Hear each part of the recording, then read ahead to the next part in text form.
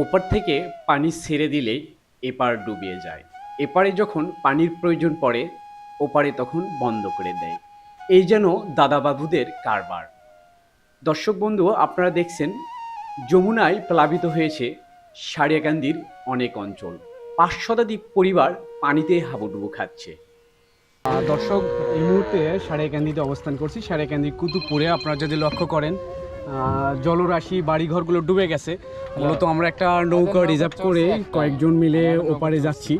বাড়িতে আসছিলাম জিনিসপাতি দেখতে, বাড়ি ঘরের মধ্যে জিনিসপাতি আছে কিনা ভাইসা চলে গেল কিনা, এই জন্য আসছি। আপনার পরিবারে কে কে আছে? পরিবারের দুটো নাতনি আছে, আমি নিজেই পালতেছি, মেয়ে কারখান থেকে বিয়ে দিচ্ছি। চাচা বেঁচে নেই? বেঁচে আছে, তাই কোনো অসুখ কাজ করতে পারে না।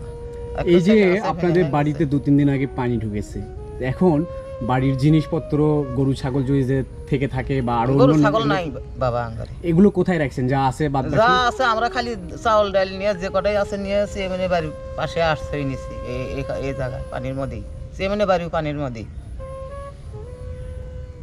আপনাদের কোনো সহযোগিতা এখন পর্যন্ত কেউ করে নাই? এখন কেউ দেন। আপনাদের যে খাবার পানি, এই মুহূর্তে বিশেষ করে ডায়রিয়া হওয়ার সম্ভাবনাটা বেশি।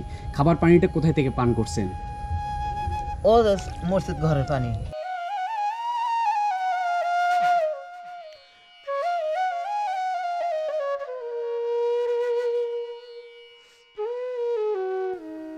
দেশের পূর্বাঞ্চল সিলেটে একটু বন্যা হলেই সবসময় ব্রেকিং নিউজ হয়। উত্তরবঙ্গে বন্যা হয়ে বারবার ডুবে যায় হাজার হাজার কোটি কোটি টাকার সম্পদ পানিতে তলিয়ে যায়, এ নিয়ে খুব কমই নিউজ হয়।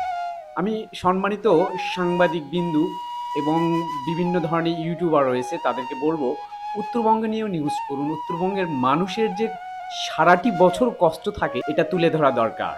এজন্য আপনাদের সবাই এগিয়ে আসতে হবে এবং পাশাপাশি যারা দাতা গোষ্ঠী রয়েছেন সরকারি বেসরকারিভাবে যে যার অবস্থান থেকে এইসব পানিবন্দী মানুষকে একটু হলেও সাহায্য করা দরকার। দেখছেন পানিবন্দির কি চিত্রটা?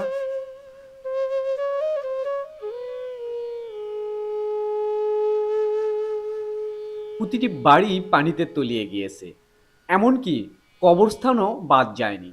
এই হলো সারিয়াকান্দির সর্বশেষ অবস্থা। আগামীতে আরও কিছু এলাকা নিয়ে আপনাদের সামনে তুলে ধরবো ইনশাআল্লাহ।